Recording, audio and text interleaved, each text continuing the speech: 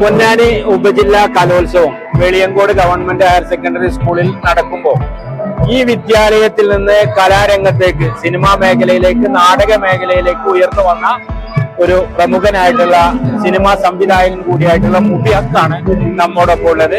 അപ്പോ ഈ കലോത്സവം ഇന്ന് ഇവിടെ സ്കൂളിൽ സജീവമായിട്ട് നടക്കുകയാണ്. നിങ്ങളുടെ ഈ സ്കൂളിലെ പൂർവ്വ വിദ്യാർത്ഥി കൂടിയാണ്. നിങ്ങളുടെ കലാനുഭവങ്ങൾ, ഈ സ്കൂളിലെ ഓർമ്മകൾ, ഇതൊക്കെ ഒന്ന് പ്രേക്ഷകരുമായിട്ടൊന്ന് പങ്കുവെക്കാം.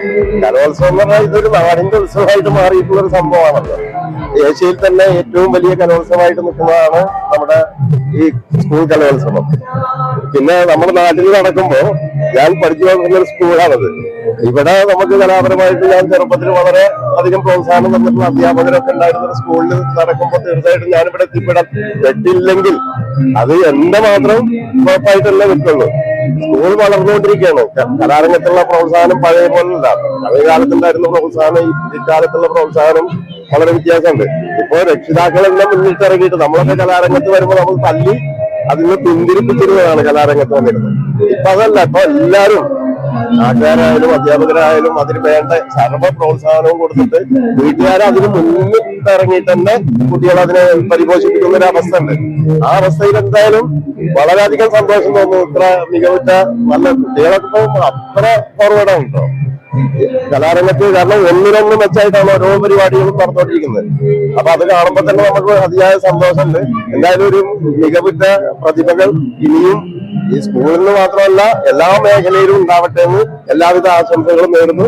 ഈ വിദ്യാർത്ഥിയായിരിക്കുന്ന കാലത്തെ ഈ നിങ്ങളെ ഈ കലാരംഗത്തേക്ക് പ്രോത്സാഹിപ്പിക്കുന്നവര് പ്രധാനികളായിട്ടുള്ള അധ്യാപകർ, അങ്ങനെ ഓർമ്മയിൽ പറയാവുന്ന അധ്യാപകരായിട്ടുള്ള അധ്യാപകർ എന്ന് പറഞ്ഞാൽ ഇവിടെ മുമ്മഞ്ഞു മാഷ് ഉണ്ടായിരുന്നു. മുമ്മഞ്ഞു മാഷ് ഒരു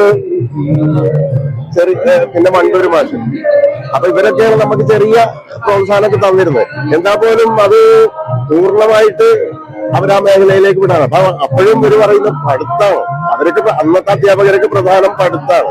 മറ്റുള്ള കാര്യങ്ങളിലൊന്നും അല്ലായിരുന്നു കൂടുതൽ കാര്യങ്ങൾ ചെയ്തിരുന്നത്.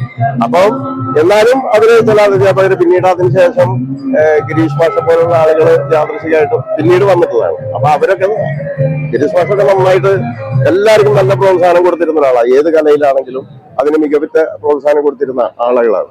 അങ്ങനെ അവര് ഇവിടെ അധ്യാപകരാകുമ്പോ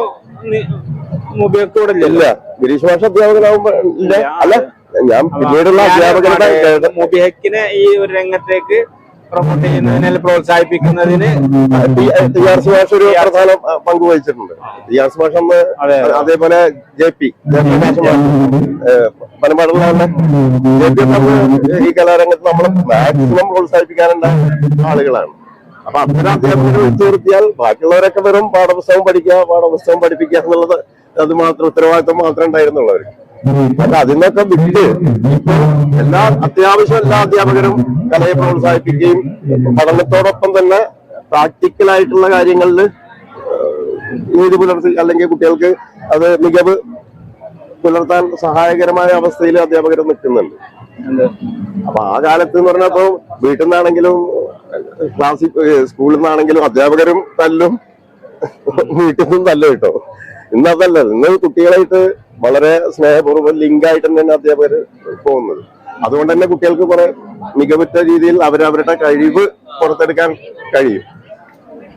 അപ്പോ ആ ഒരു മികവെന്ന് കാണുന്നുണ്ട്. കുട്ടികളെ പ്രോത്സാഹിക്കുമ്പോൾ അവരുടെ തനത് കഴിവുകൾ അവർക്ക് പുറത്തു കൊണ്ടുവരാൻ കഴിയും. അതാണ് എൻ്റെ ഒരു സംഭവം. അപ്പൊ എന്തായാലും നല്ല പ്രതിഭകൾ ഉണ്ടാവട്ടെ. ഈ കലോത്സവം നമ്മുടെ കേരളത്തിലെ ഏറ്റവും കലാപ്രതിഭകൾ വളർന്നു വരുന്ന ഈ മേഖല സ്കൂൾ കലോത്സവത്തിലൂടെ തന്നെയാണ് ഏറ്റവും കൂടുതൽ പ്രതിഭകൾ വന്നിട്ടുള്ളത്. അപ്പൊ അങ്ങനത്തെ പ്രതിഭകൾ ഉണ്ടാവട്ടെ. കേരളം നല്ലൊരു മാതൃകയായിട്ട് എക്കാലത്തും നിലനിൽക്കട്ടെ എന്ന് ആഗ്രഹിക്കുന്നു. ആശംസകൾ.